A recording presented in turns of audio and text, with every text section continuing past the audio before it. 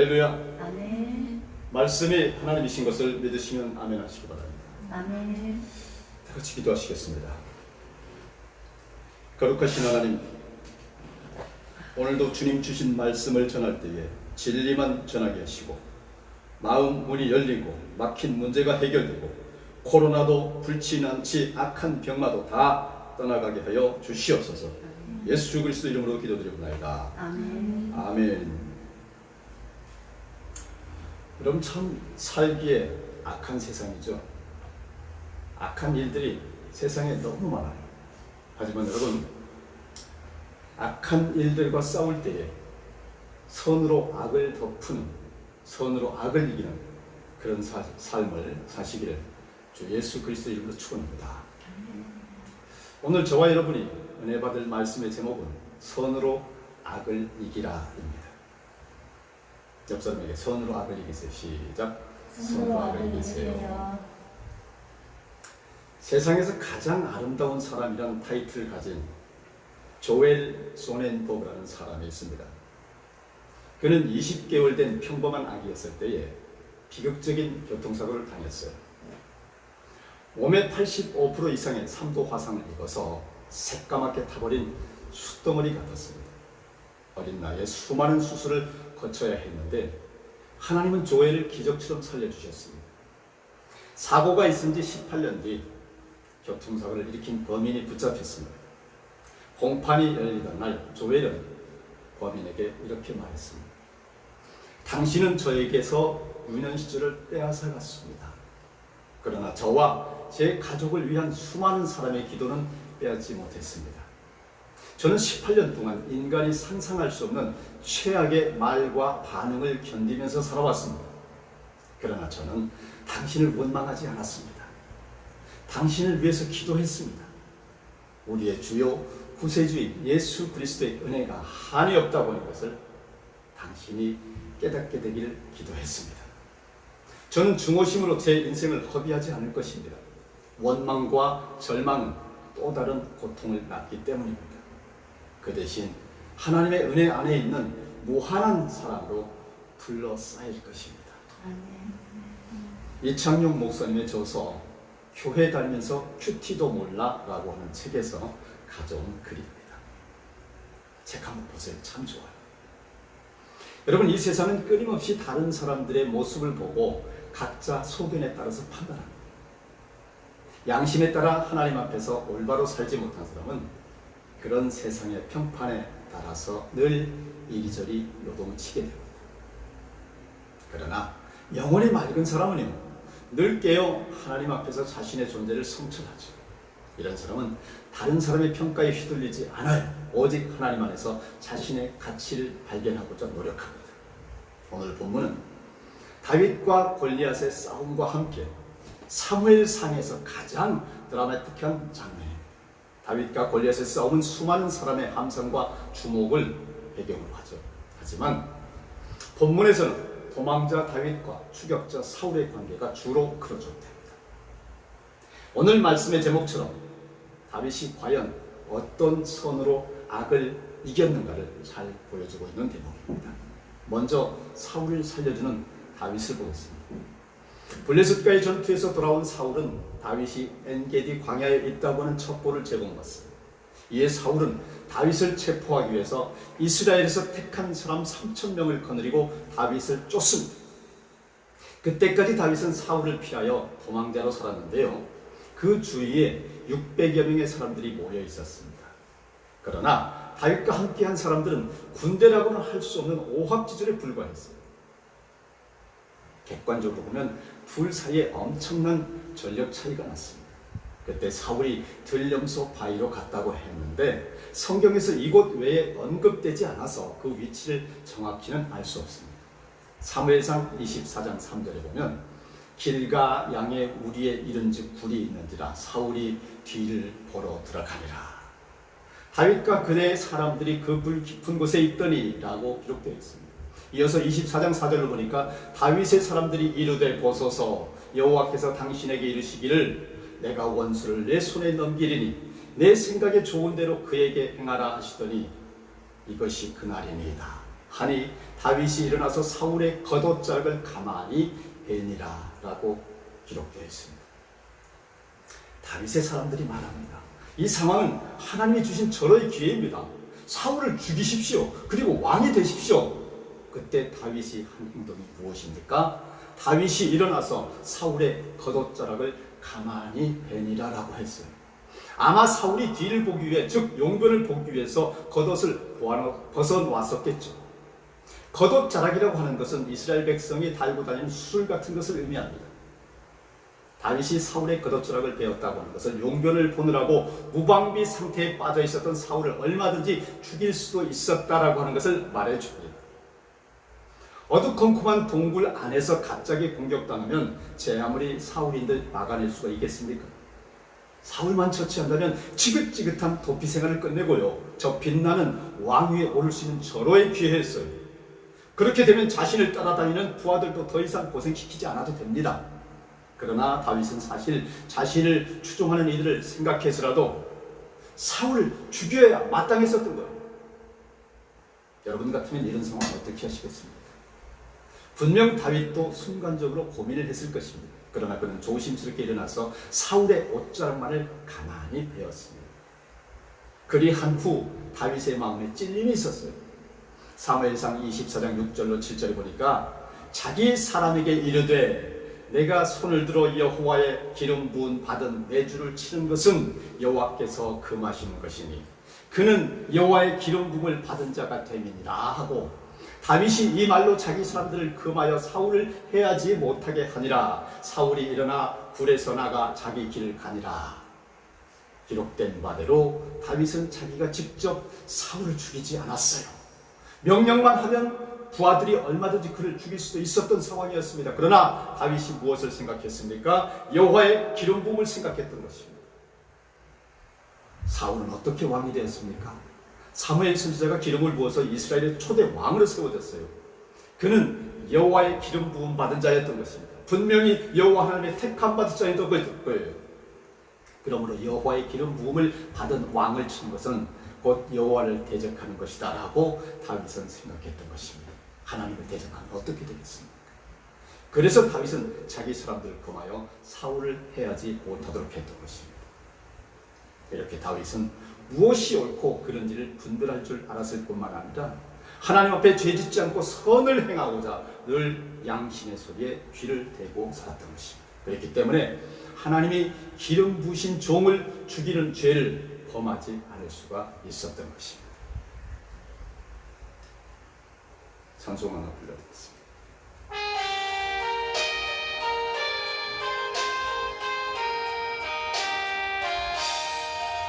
주 있는 사람이 일어나 다 힘을 합하여 이 세상 마귀를 다쳐서 멸하세. 저 앞에 오는 적군을 다 싸워 이겨라. 주 예수 믿는 힘으로 온 세상 이기네. 믿음이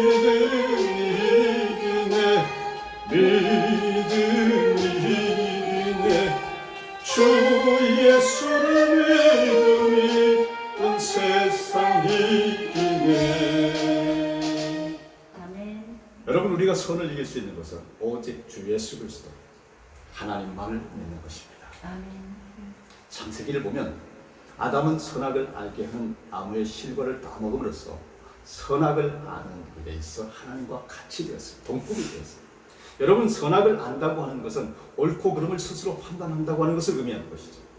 그러나 그 기준은 어디까지나 오직 하나님이어야 하는 건데, 인간은 하나님의 명령을 어기면서 스스로 그 선악을 판단하고자 한 것입니다. 그 결과 모든 인간에게 죽음이 찾아온 거예요. 스스로 선악을 판단하려 할 때에 궁극적으로 악의 길로 빠져들 수밖에 없습니다. 그래서 하나님은 인간을 위해서 양심이라고 하는 것을 주셨죠. 양심을 통해서 자신의 죄를 깨닫도록 하신 것입니다. 양심은 우리가 죄를 깨닫고 선을 지향하도록 이끌어줍니다. 예수님을 은 30에 판 유다조차도, 가론 유다조차도 양심은 살아남아 있었기 때문에 예수님을 팔고 받은 은을 돌려주고 나서 결국 자살로 생을 마치고 만 것입니다. 물론 양심은 우리에게 온전한 구원을 가져다 주지는 못합니다. 오히려 양심을 따라서 정직하게 산 사람들은 자기 의와 교만으로 구원의 길에서 멀어질 수도 있어요. 양심 있는 불신자들에게 구원이 있을까요? 불신자들이라 할지라도 양심이 있다고 해서 구원이 있을 수 있을까요? 없습니다. 양심은 우리가 잘못을 스스로 느끼고 깨닫게 하는 정화의 역할을 할 뿐이에요. 구원의 역할을 할 수는 없어요. 하나님의 은혜로 구원받은 신자들은 양심을 따라 살면서 순결한 신앙을 갖고 하나님을 경외하며 살아야 하는 것입니다. 그런데 인간이 그게 안 되는 거예요. 다윗은 여호와께서 주신 기회이기에 사울을 죽이라고 말하는 사람들의 요구를 도대체 왜 거절했을까요? 성도들은 상황에 따라 하나님의 뜻을 판단하지 말고 말씀의 정확한 진리에 따라 판단하고 행동해야 합니다. 상황은 수시로 바뀌기 때문입니다. 변하기 때문입니다. 지금 도망자와 추격자의 위치가 바뀌어 있지 않습니까?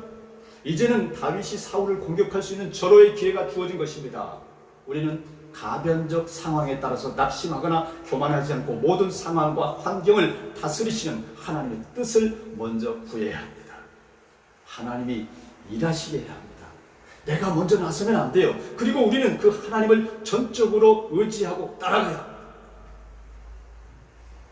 이 순간이 하나님이 주신 기회야. 죽여버려 어서 라고 말하는 마귀의 속삭임에 현혹되지 말아야 합니다. 본문의 다윗과 같이 하나님의 기름 부어 세우신 왕은 절대 칠 수 없다고 하는 확고한 진리에 기초할 때라야만 상황에 따른 거짓된 유혹도 이길 수가 있게 되는 것입니다. 자신의 결백을 호소하는 다윗에 대해서 사무엘상 24장 8절로 11절에 기록된 바를 보게 되면 다윗이 사울에게 왕으로서의 합당한 존경을 표하면서 사울의 오해와 자신의 무죄와 억울함에 대해 호소하는 것을 볼 수가 있습니다. 왜 자신이 왕을 해하려 한다는 잘못된 말을 듣느냐며 자신을 결백하다고 주장하고 있습니다.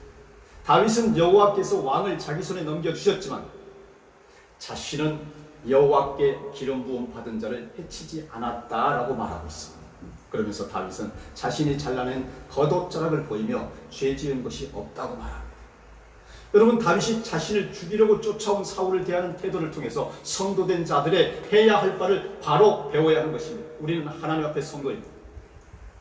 성도는 하나님의 주권과 섭리를 믿기 때문에 그 권위에 합당한 존경을 표하고 의무를 다해야 합니다.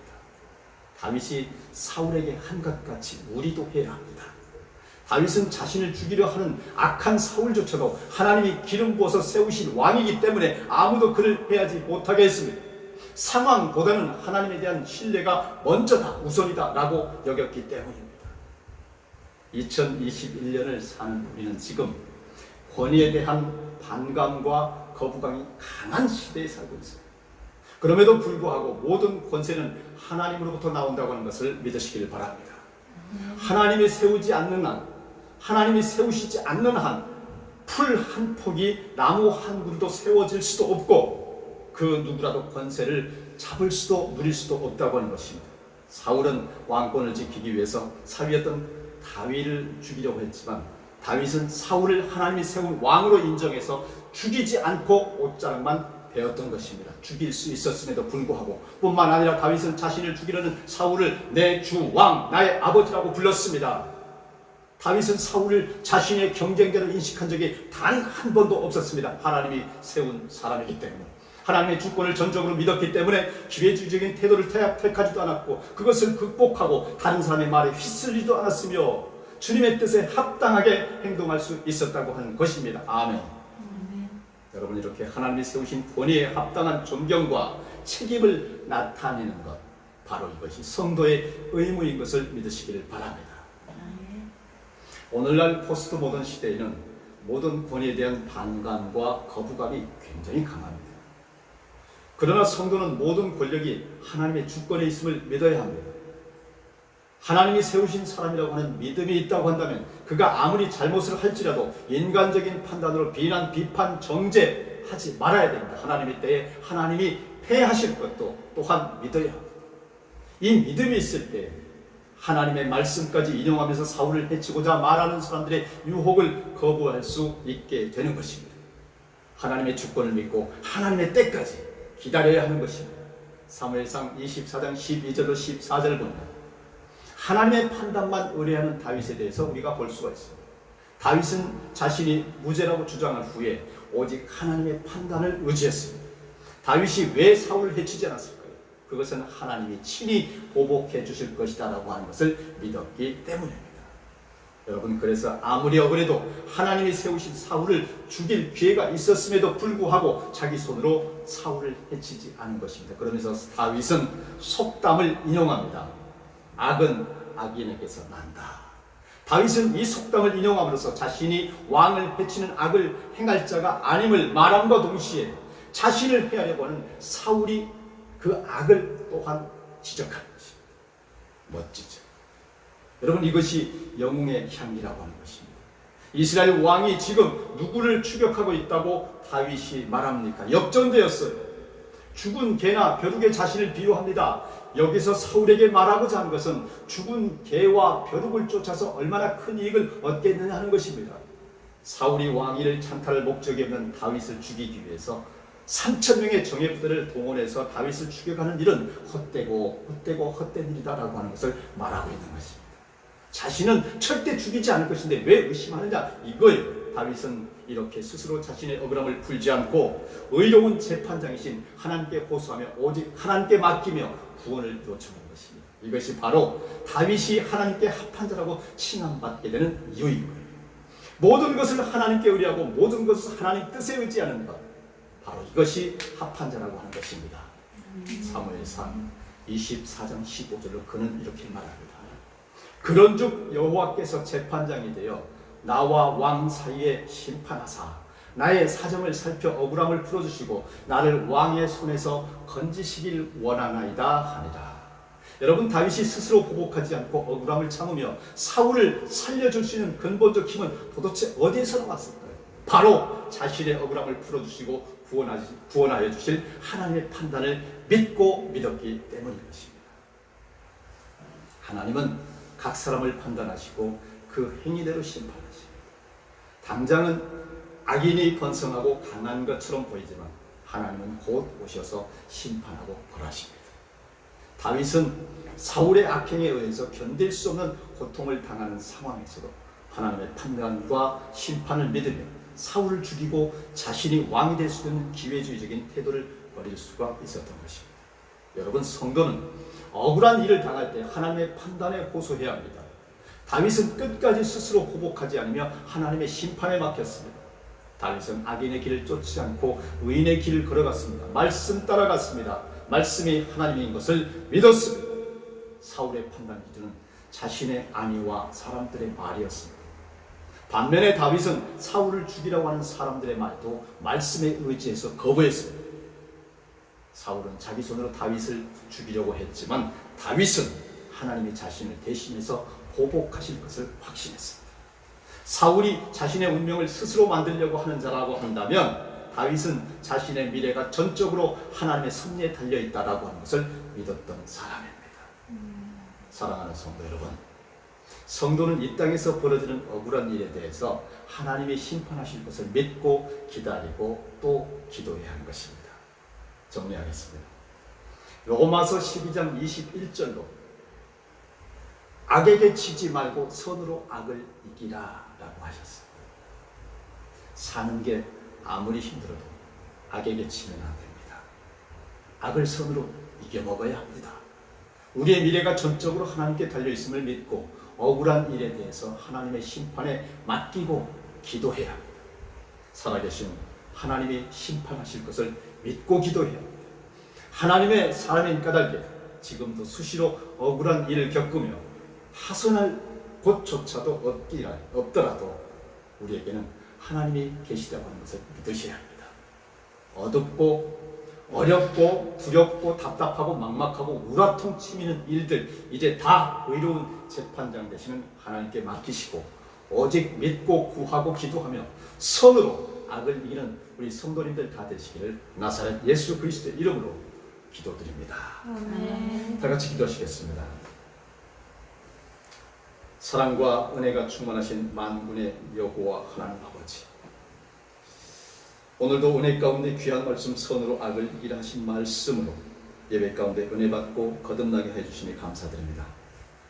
긴 장마와 찌는 듯한 더위를 몰아내고 이제 완연한 가을을 주신 것처럼 우리 삶에서 크나큰 고통으로 자리 잡은 코로나와 그로 인한 경제 불황에서 우리를 건져주시고 지켜주시기를 간절히 원합니다. 이제 곧 추석이 닥칩니다. 모두가 화평 속에 풍족한 추수의 기쁨을 맛보게 해주시고 교회와 성도들의 삶에도 충만한 거둠의 기쁨을 허락하여 주시옵소서. 예수 그리스도 이름으로 기도드립니다. 아멘. 우리 하나님께 감사합니다.